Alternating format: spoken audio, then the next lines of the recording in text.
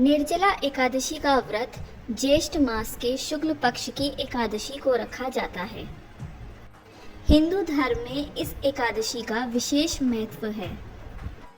मान्यता यह है कि अगर आप साल में पड़ने वाली 24 एकादशियों के व्रत नहीं रख पा रहे हैं तो आप आज का यानी कि निर्जला एकादशी का व्रत रखकर सारे एकादशी के व्रतों के बराबर का फल प्राप्त कर सकते हैं। यह व्रत सबसे कठोर माना जाता है क्योंकि इसमें पानी पीने की भी मनाही होती है। निर्जला एकादशी के दिन भगवान विष्णु की विधिवत पूजा के साथ साथ दान पुण्य भी किया जाता है।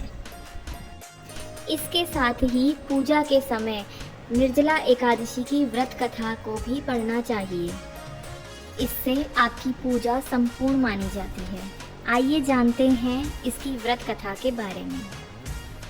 एक समय की बात है, श्री भीमसेन बोले, हे पितामह, भ्राता युधिष्ठिर, माता कुंती, द्रौपदी, अर्जुन, नकुल और सहदेव आदि एकादशी के दान व्रत करते हैं और मुझसे एकादशी के दिन अन्न खाने को मना करते हैं। मैं उनसे कहता हूँ कि भाई, मैं भक्ति पूर्वक भगवान की पूजा कर सकता हूँ, परंतु मैं एकादशी के दिन भूखा नहीं रह सकता। इस पर व्यास जी बोले, हे भीमसेन, यदि तुम नरक को बुरा और स्वर्ग को अच्छा समझते हो तो प्रत्येक माह की दोनों एकादशियों को अन्न ना खाया करो। इस पर भीमसेन बोले, हे पितामह, मैं आपसे प्रथम ही कह चुका हूँ कि मैं एक दिन एक समय भी भोजन किए बिना नहीं रह सकता, फिर मेरे लिए पूरे दिन का उपवास करना कठिन है। यदि मैं प्रयत्न करूं तो एक व्रत अवश्य कर सकता हूं, अतः आप मुझे कोई एक व्रत बतलाइए जिससे मुझे स्वर्ग की प्राप्ति हो। श्री व्यास जी बोले, हे वायुपुत्र, बड़े बड़े ऋषि और महर्षियों ने बहुत से शास्त्र आदि बनाए हैं कि मनुष्य को दोनों पक्षों की एकादशियों का व्रत करना चाहिए, इससे उन्हें स्वर्ग की प्राप्ति होती है। श्री व्यास जी के वचनों को सुनकर भीमसेन नरक में जाने के कारण अत्यंत भयभीत हुए और लता के समान कांपने लगे। वह बोले, हे पितामह, अब मैं क्या करूं, क्योंकि मुझसे व्रत नहीं हो सकता, अतः आप मुझे कोई एक ही व्रत बताइए जिससे मेरी मुक्ति हो जाए। इस पर श्री व्यास जी बोले, हे भीमसेन, कृष्ण और मिथुन संक्रांति के मध्य में ज्येष्ठ माह के शुक्ल पक्ष की एकादशी होती है। उस दिन निर्जल व्रत करना चाहिए। इस एकादशी के व्रत में स्नान और आचमन में जल वर्जित नहीं है, लेकिन आचमन में 3 मासे जल से अधिक नहीं लेना चाहिए। इस आचमन से शरीर की शुद्धि हो जाती है। आचमन में 7 मासे से अधिक जल मदपान के समान है। इस दिन भोजन करने से व्रत नष्ट हो जाता है। यदि सूर्योदय से सूर्यास्त तक मनुष्य जलपान ना करे तो उसे 12 एकादशी के फल की प्राप्ति होती है। द्वादशी के दिन सूर्योदय से पहले ही उठना चाहिए और स्नान करके ब्राह्मण को यथा योग्य दान देना चाहिए। इसके पश्चात भूखे ब्राह्मण को भोजन कराना चाहिए। तत्पश्चात स्वयं भोजन करना चाहिए।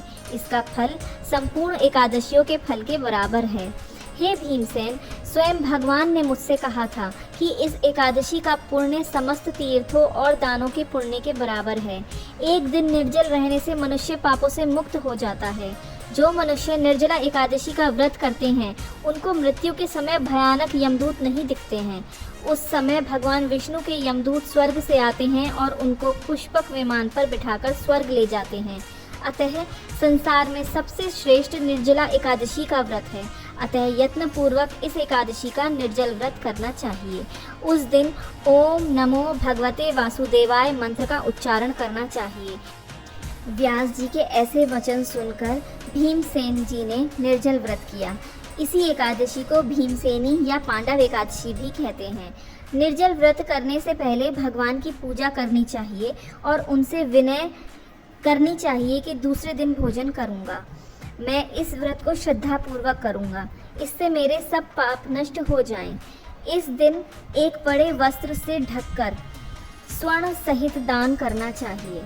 जो मनुष्य इस व्रत को 2 प्रहर में स्नान तप आदि करके करते हैं उनको करोड़ों फल स्वर्ण के दान का फल मिलता है।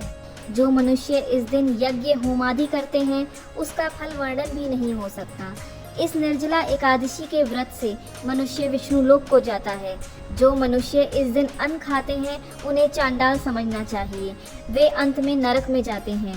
ब्रह्म हत्यारे, मद्यपान करने वाले, चोरी करने वाले, गुरु से द्वेष करने वाले, असत्य बोलने वाले इस व्रत को करने से स्वर्ग को चले जाते हैं।